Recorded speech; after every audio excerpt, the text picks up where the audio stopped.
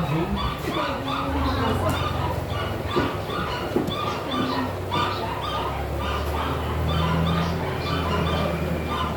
kayo ay dumaranas ng iba't ibang pagsubok. Isasabak na kayo. Kumapit kayo. Ito ang panahon na lalo kayong kumapit sa aking salita. Kumapit kayo. Mawawala ang hindi kakapit sa pananampalataya. Amen. Good morning mga kapatid. Yan din ang mensahe sa atin ng Panginoon. Mag-ingat tayo sa ating mga sarili sa huling araw. Sapagkat ang huling araw ay napakamapanganib na panahon. Marami na ang manlalamig sa pananampalataya. Maraming tatalikod sa pananampalataya. Kaya kung sino yung nakikita natin sa kapatid natin na nangilulupay-pay na, talagang nangihina na sa pananampalataya, pagpayagin natin siya agad. Pray to one another. Yan ang susi lang ng pagtatagumpay natin. Pray one to another in all kinds of prayer. Lagi natin ipag-pray. Bawat isa sa atin, lalo-lalo na ako. Kailangan ko ang panalangin niyo mga kapatid. Kailangan magtumibay ako sa pananampalataya. Ganon din kayo. Kailangan maging matatag tayo sa bawat sandali ng ating buhay. Sapagkat minsan lang itong pananampalataya. At pag hindi ka na nakalusot sa pananampalataya ito, hindi ka na makakalusot. Once and for all lang ang faith eh. It is a one-time gift. Spirit of faith. At ang buhay is a one-time life din. Isa lang ang buhay. At yung unang pag-ibig, isa lang din yung unang pag-ibig. Walang pangalawang pag-ibig. So bilang mga Kristiyano tayo ngayon, alalahanin natin palagi na meron Diyos na hahatol sa atin. At huwag tayong matakot doon sa pumapatay lang ng katawan. Ang demonyo. Kung di matakot tayo doon sa makatapos pumatay ng katawan, may kapangyarihan ibulid ang kaluluwa mo sa impyerno. Kaya bilang mga tunay na Kristiyano tayo mga kapatid, alamin natin ang mga huling araw na ito na napakamapanganib. So, check ourselves. Baka mamaya akala mo nakatayo ka, nakabuhol ka pala. So, ang napakahalaga ng panalangin sa bawat sandali ng buhay natin ngayon mga kapatid. Kasi marami ang tatalikod sa pananampalataya. Marami na ang manlalamig. Dahil sa katampalasan ng marami, ang pag-ibig ay manlalamig. So, yan, kapag nasanay ka sa isang bagay, yun ang kinasanayan mo. Kaya si kapatid na lito, mga kapatid, ipag-pray nyo mabuti. Kasi hindi nagre-respond sa akin. Nag-chinachat ko lagi. Hindi ganun ang faith ni Lito, kilala ko siya. Pero manlulupay-pay na. Ipag-pray natin lahat, wag lang ako. Ipag-pray natin lahat. Kasi nangyari yan kasi ang tao kasi may habituality. Nakita ko yan nung magpunta sila ng Canada. Isang taon sila sa Canada, hindi sila nagwa-worship. Tapos nung bumalik dito galing ng Canada, nagkasakit si Peli. Natuon ang pansin niya kay Peli hanggang sa namatay. Dapat ngayon patay na si Peli. Dapat narito na siya. Bumabalik na siya sa pananampalataya. Pero wala pa rin eh.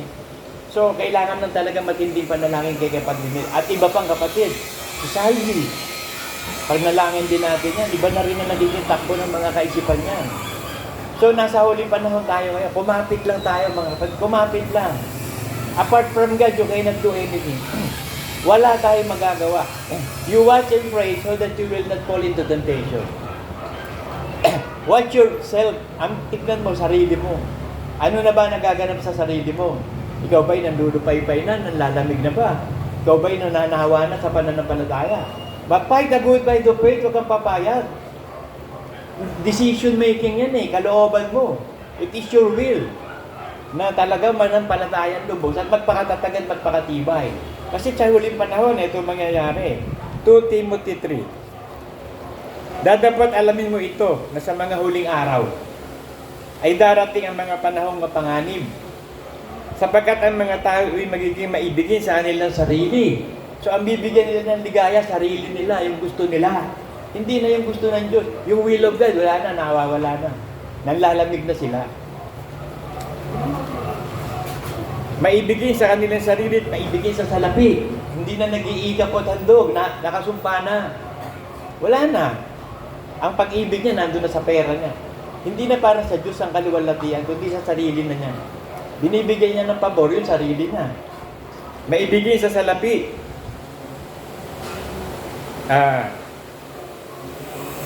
Mayayabang, ibig sabihin, talagang tingin niya, kaya niya. Tingin niya, ligtas siya. Ay yabang niya. Akala niya, yung ginagawa niya, ligtas siya. Ganun ang mayayabang eh. Tingin niya, ligtas pa rin siya eh. Pero yung ginagawa niya, kontra na sa pananampalataya.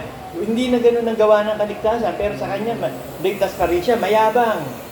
Mga palalo, na akala mo kung sinong mga ligtas sila na mayayaman, pero mga bulag, mga hubad, walang alam.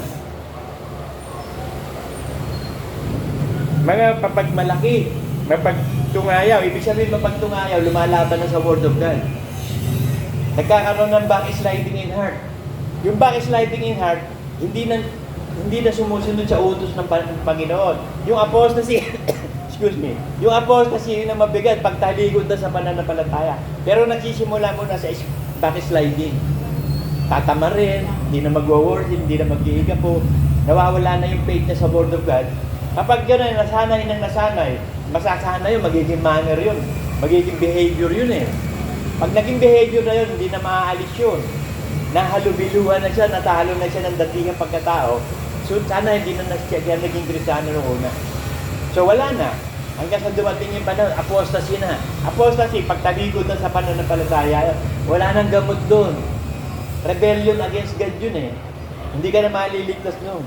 Kaya habang nagsisimula pa lang yung backsliding in heart, o yung panghihina, panlalambot na pananampalataya, aksyonan mo na agad. Humingi ka na agad ng tulong sa Diyos araw-araw. Bagbabad ka na sa panalangin, isama mo yung mga kapatid na naglulupay-pay, nanghihina. Kasi ito yung huling panahon. Dahil sa katampalasan ng marami, manlalamig na ang pag-ibig ng marami. At ang pananampalataya, marami nang matalikod sa pananampalataya. Hindi na sila makikinig sa aral ng Diyos. Maghahanap sila ng teacher na gusto nila marinig yung turo. Hindi na sila susunod sa kalooban. Yung kalooban na nila, masuwayin sa mga magulang. Mga walang turing, mga walang kabanalan. Walang kabanalan, talagang wala. Ayaw talagang sumunod sa kalooban. Nagkakaroon ng carnality of the mind. Eh yung carnal mind, hindi susunod sa utos ng Diyos yun eh. Nung araw tayo, carnal mind tayo nung araw, hindi pa tayo spiritual. Eh ngayon, kailangan magkaroon ng spiritual behavior. Dapat ang isip natin, isip na ni Kristo. Pero marami pa rin sa kapatid natin na hindi isip ni Kristo. Isip niya bumabalik sa dati. So, kailangan mo magsakripisyo. Kailangan kang gumawa ng tipan ng sacrifice. Kasi minsan lang to. Hindi na to uulitin. Kaya nga magpaalalahan na tayo lagi. Pray to one another. Yung nakikita natin, talagang paalalahan na natin. Eh ako, ang haba mga nobela na binibigay ko kayo dito. Ang haba, mga sa katakot-takot na verses sa Bible. Eh hindi nagre-reply. Nalulungkot ako. Hindi siya ganoon. Kilala ko siya, okay ang faith niya. Kaya nga, nangyari kasi nung magsimula sa Canada, nasanay na siyang hindi sumasamba. Kaya pag uwi niya, hindi na siya sumasamba. Ay nagkasakit pa si Peli, may alibay. Na konkreto yung kanyang mga alibay. Kasi may sakit. Lalo na patuloy na nangyari. So ang hirap nang ibalik sa dati. Mahirap na yun, mahalubiluhan na eh. Ang pag-asa na lang natin, pag-pray natin na magbabaguhin siya ng Diyos. Makatugon pa siya sa pananampalataya. Kasi nakakatakot yung mga ganyan eh. Yung mga nananampalatayang bumibitaw na, pinapatay ng Diyos eh. Nakakatakot yan eh. Give the body to Satan so that the spirit may live. Yun ang gagawin eh. Ayaw mo na sumunod eh. So mamamatay ka para kasi yung masamang mangyayari, hindi na mangyayari. Isaiah 57.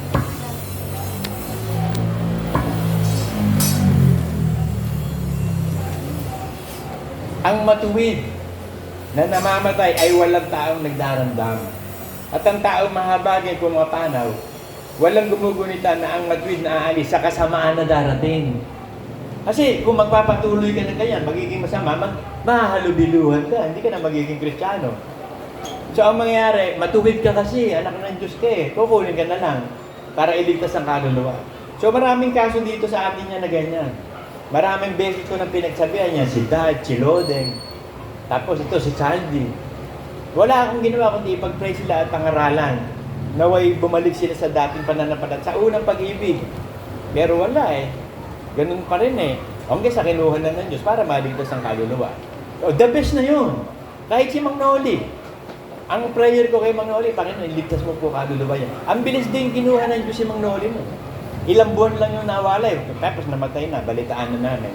So, yun ang nakakatakot eh. Mas maganda yung walang mamamatay sa atin. Kasi mahal tayo ng Diyos eh. Kung kailangan patayin ka, dahil nga, meron kasamaan darating sa iyo, kukunin ka na. Papatayin ka na niya para maligtas ka. Ang gusto ng Diyos kasi maligtas tayo eh. Ngayon, kung gusto mo maligtas ba, magsakripisyo ka. Magtiis ka, magtiyaga ka. Hindi pwedeng hindi ka magtitiyaga at magtitiis. Kaya lang, magpakatatag at magpakatibay tayo. Joshua 1:6-9.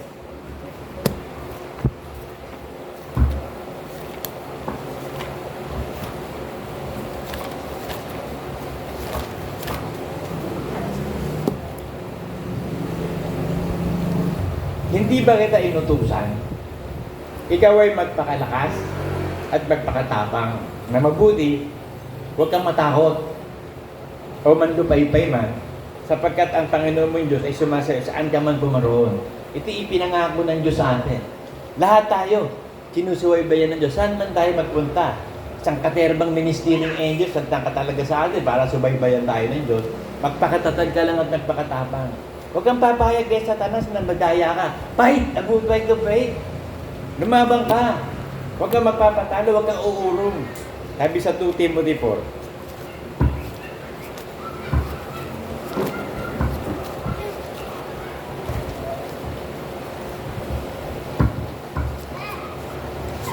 Timothy 4:7. Nakipagbaka ako ng mabuting pakikipagbaka.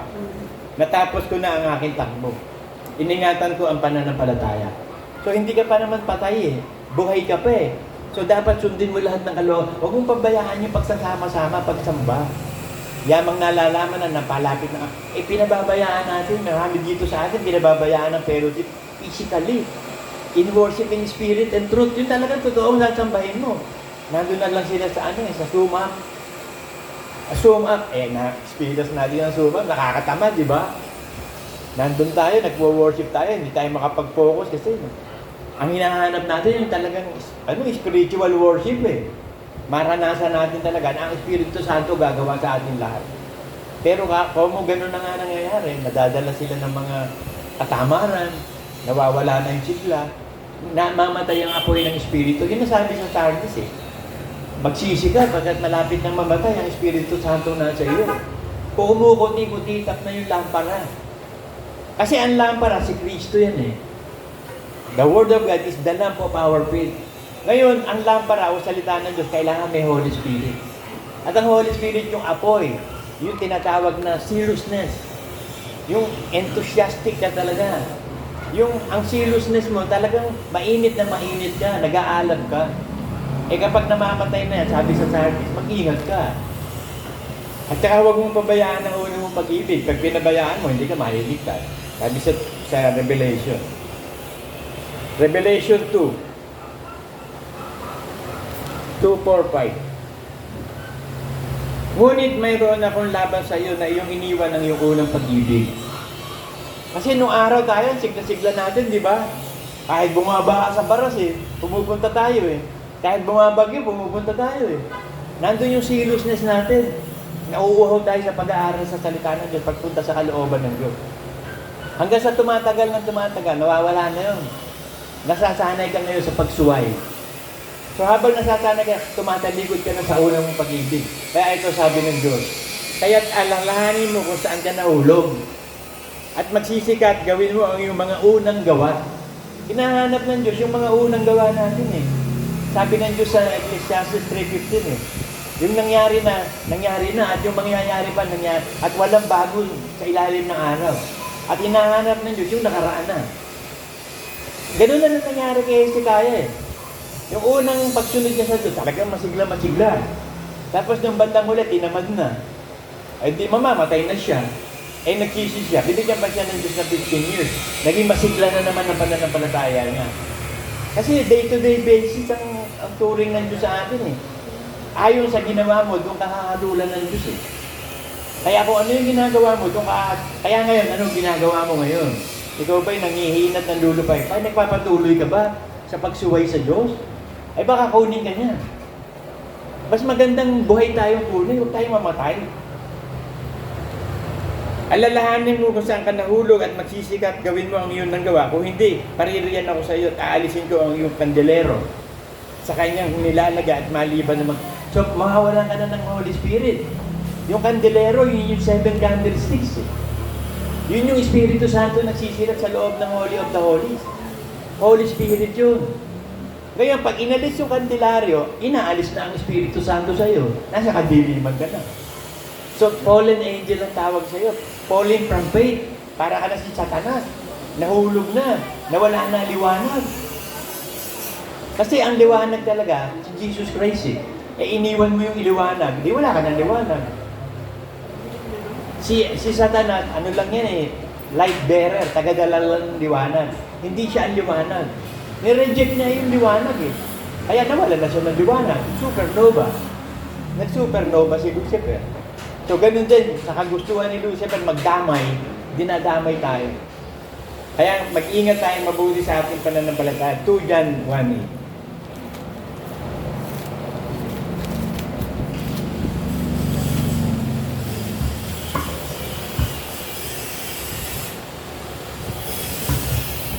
Mag-ingat kayo sa inyong sarili upang huwag niyong iwala ang bagay na aming pinagpagalan. Kasi nagpagal ang mga apostol sa aral ni Kristo eh. Dala-dala nila yung aral ni Kristo. Yun ang ibinahagi sa iglesia. Yun ang pinagpagalan ng mga apostol. Apostles' Creed. Apostles' Teachings. Kaya mananatili tayo sa aral ng mga apostol. Inyong iwala ang bagay na aming pinagpagalan, kundi upang tanggapin ninyo ang isang lubos na kagantihan. So baka mamaya ayaw mo na sa Word of God, nandudupay-pay ka na, matidisgrasya ka. 2 Peter 3:17 mangyayari sa iyo. Kaya nga, mga minamahal yamang nalalaman na ninyo ng una, ang bagay na ito ay magsipag-ingat kayo. Baka kung maligo kayo sa pamamagitan ng kamalian ng masama, ay mahulog kayo sa inyong sariling katiyagaan. So nawawala na yung katiyagaan. May nadidisgrasya ka na yan, nawawala na eh. So, kailangan magpatuloy kang mag-alab. Do not grieve the Holy Spirit. Kasi pag pinapaiyak mo Holy Spirit, iiwan ka niyan. Aalis siya. Lagi na lang bang malungkot ang Holy Spirit sa'yo? Ba, aalis na siya, miski ikaw. Ang lungkot-lungkot ng buhay mo sa bahay nyo. Ano gagawin mo? Lalayos ka na lang. Eh, walang kakuwenta-kuwenta din eh. Ang lungkot ng buhay. Bakit ang daming mga tambay sa labas na bata? Bakit ang daming delinquent na mga bata? Hindi maganda yung atmosphere sa loob ng bahay nila. Lagi nagkakagulo, lagi nag-aaway ang magulang. Walang nagmamahalan. Ano gagawin ng bata? Maghahanap ng pagmamahal sa labas. Sa barkada niya makikita yung parang concern. Akala niya mahal siya ng barkada. Yung mga magulang niya wala nang concern eh. Kaya iiwan na, hindi maalis ang bata. Ganun din ang Holy Spirit. Wala ka ng concern sa faith mo eh. Binigyan ka ng Diyos ng lahat ng bagay, tapos iniiwan mo na siya eh. E di iiwan ka na niya, mahahalubiluhan ka ng dati, sabi sa 2 Peter 2:20.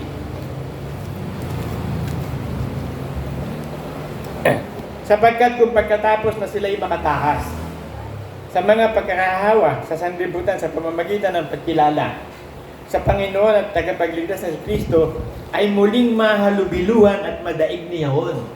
So, gano'n ang nangyayari ngayon kay kapatid.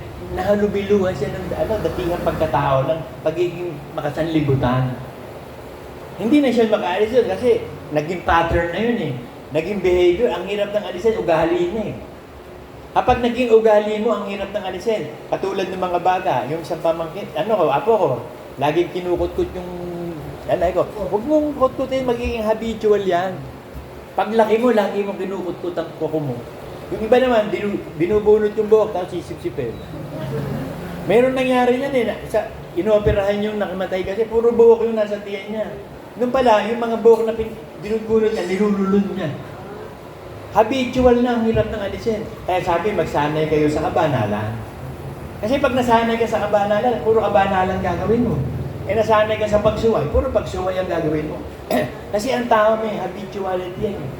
May old pattern tayo tinusunod. Kumbaga sa circadian rhythm, yung circadian rhythm mo, yun eh. Hindi na mababago basta-basta yun. Ano yung circadian rhythm ng pagtulog mo? Halimbawa, matutulog ka ng alas 10. Ano yung oras ng gising mo? Alas 4, alas 5. Laging gano'n na yun. Nagiging habitual mo. Yun na yung circadian rhythm. Kaya malaki ang sweldo ng mga call center agent. May night premium sila eh. Kasi sira ang circadian rhythm nila. Mag-a-adjust na lang. Nalilipat sila sa graveyard. Tapos pang umaga, pang hapon, pang gabi, sirang-sira at tulog. Ang ginagawa ng mga kumpanya, nilalakihan ng sweldo. Para maakit na magtrabaho. Kasi hazard sa health yan eh. Yung pagtulog, pinaka-importante sa lahat. Kasi doon nagre-regenerate eh. Ang cells ng tao pag tulog. Nagkakaroon ng repairment ng cells kapag tulog. At ang tulog, kailangan gabi. Kaso, pag yung call center agent, graveyard, ay di ang tulog mo araw. Importante na lang, mabawi mo yung tulog mo na yun. At saka magkaroon ka ng healthy diet para hindi ka magkasakit. Kasi habitual nga eh. Ay, ang pananampalataya, habitual yan eh. Kaya kita mo, sabi nyo sa 8:25 ng Hebrews, 10:25.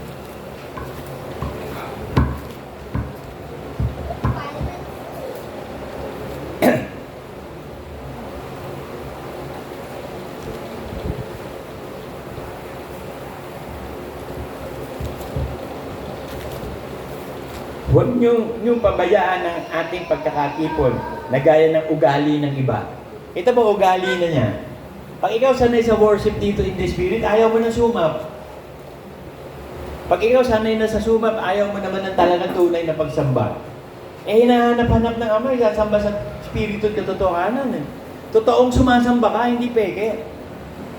Magiging ugali mo yan. Kaya ginagawa tayo ng Diyos ng karakter eh. Building character, spiritual behavior. Supernatural ka. Hindi ka natural. Word of God na nagkahari sa iyo. Ang buhay na ipinabubuhay mo ngayon sa pananampalataya, kay Kristo na. Pinili mo nang mabuhay ka bilang tunay na Kristiyano. So huwag kang maging duwag. Maging matapang ka. Labanan ng demonyo. Kasi yan ang unang-unang pupunta sa impyerno, yung duwag. Basahin natin yan. Ha? Revelation 21:8.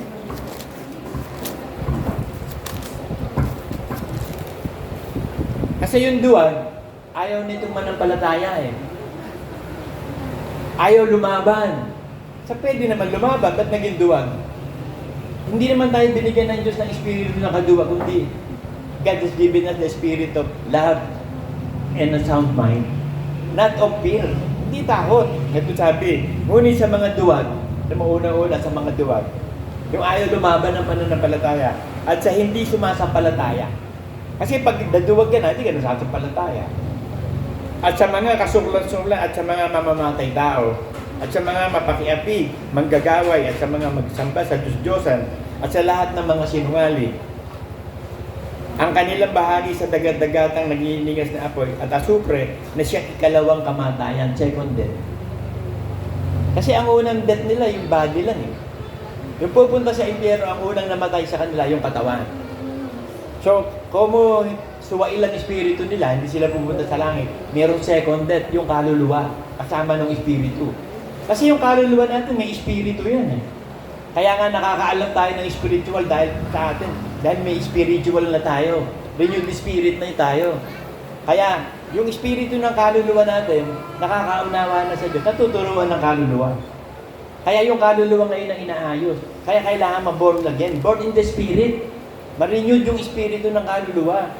At makaunawa tungkol sa Diyos para maturuan yung kaluluwa makasunod mabanal. Ma-preserve ang banal. Yung espiritu, kaluluwa at katawan, banal sa pagdating ng Panginoong Jesucristo.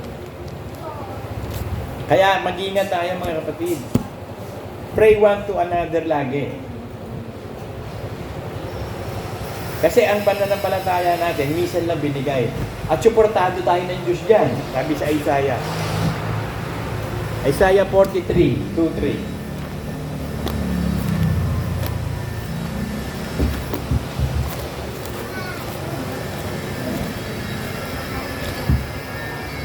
Umpisahan natin sa 1.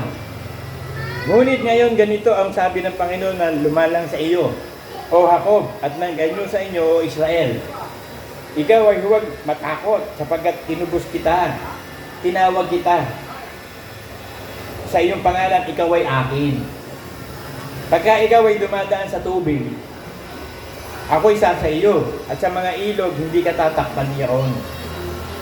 Pagka ikaw ay lumalakad sa apoy, hindi ka masusunog. O magniningas man ng alab sa iyo. Ito, puro mga ano to ha. Talagang physical tong sinasabi ng Diyos. Nangyari yan kay Abednego yung kaibigan ni Daniel Talaga hindi sila sumabas sa Diyos, nakatulad sila ng kamatayan, sunugin sa pugon. Ang ginawa ni Nebuchadnezzar, pinalakas pa, ginawa 7 times sa galit. Kung mananampalataya sila, talagang physical, hindi nasunog to. Tapos kasama pa nila si Jesus na nakita ni Nebuchadnezzar. O bakit may pang-apat na parang anak ng Diyos doon? Hindi ba 3 lang yan? At naging 4 yan. So hindi pinabayaan ng Panginoong Jesus sila dahil sa faith nila. Ganun din tayo. Kung ang pananampalataya natin lubos, patitibahin tayo ng Diyos. Huwag kayong matakot. Huwag kayong manlupay-pay man. Pagkat puspos tayo ng pag-asa ng Diyos Maging habit mo yung pananampalataya, yung pagsunod. Kasi pag hindi mo habit yun, di ba magiging habit mo, sayang.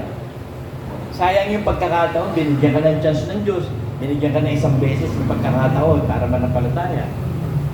Binigyan ka ng Espiritu Santo mananahan sa iyo. Tinuruan ka ng lahat ng aral. So kailangan makipaglaban ka mabuti. Ephesians 6.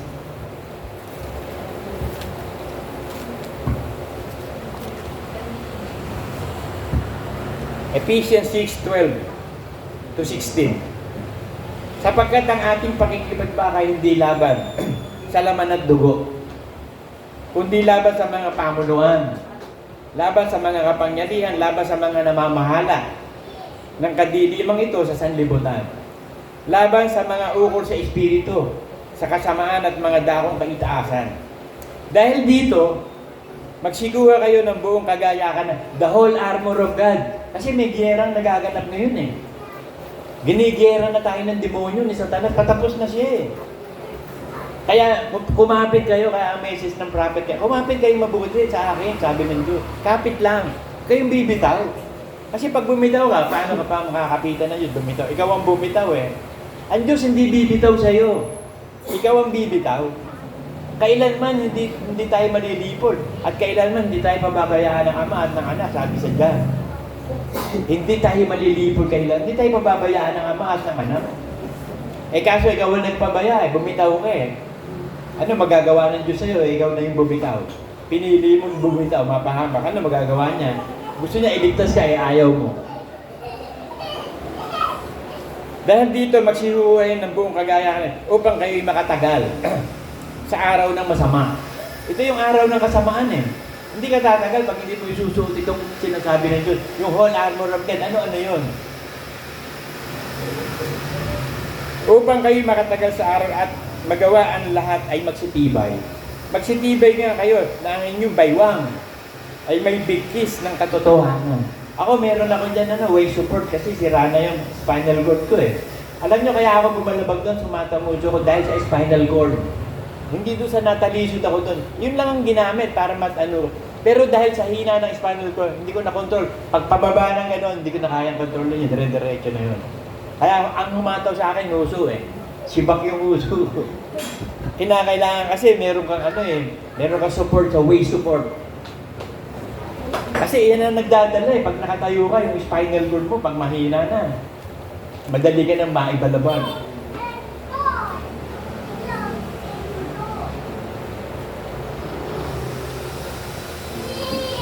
May bigkis ng katotohanan. Ibig sabihin, yung isusupport mo sa sarili mo, sa buhay mo, all truth, word of God.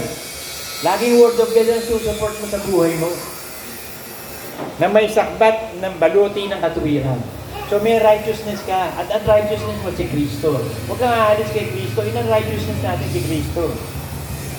At ang iyong paa ay may panyapak ng paghahanda ng ebanghelyo ng kapayapaan. So yun daw ating sapatos, yung pakikipagdigmaan natin, merong kapayapaan.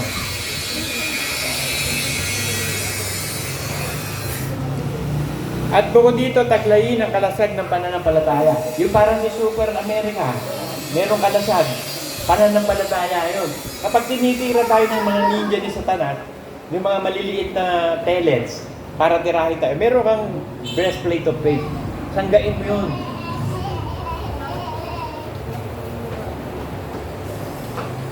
Na siyang papatayin ninyo sa lahat ng nagnininga sa suligi ng kasama. At magsikuhan nyo din naman kayo ng turbante ng kaligtasan.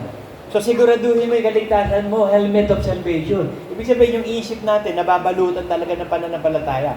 Na helmet of salvation yung nakalagay sa iyo.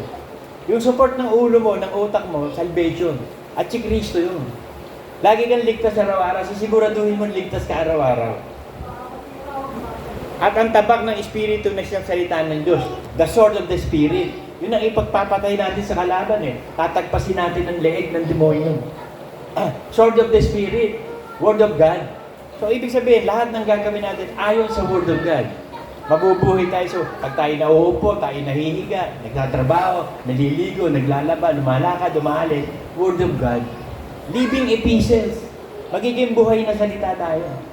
Na ang salita ay naging laman. Ang salita ng Diyos magiging tao. Kasi yung tao naging salita ng Diyos eh. Ang Diyos naging salita ng Diyos eh. At naging tao. Si Kristo. Pero tayo, iba tayo naman eh. Tayong tao, magiging Diyos. Kaya baliktad Diyos sa atin eh. Si Kristo, naging tao, para mailigtas ang tao. Tayo naman, pag nailigtas na, magiging katulad ng Diyos. Kasi nasa iyo na eternal life eh. Ang eternal life kasi, yung katawan ni Kristo. Yung glorified body of Christ. Yun yung eternal life eh. Yun ang Diyos eh. Yung eternal life ni Kristo.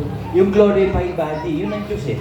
Eh, nasa atin ng Diyos, yung glorified body. So, forever and ever, Diyos ka na rin. Magiging katulad tayo ng Diyos, sabi sa Psalm 82.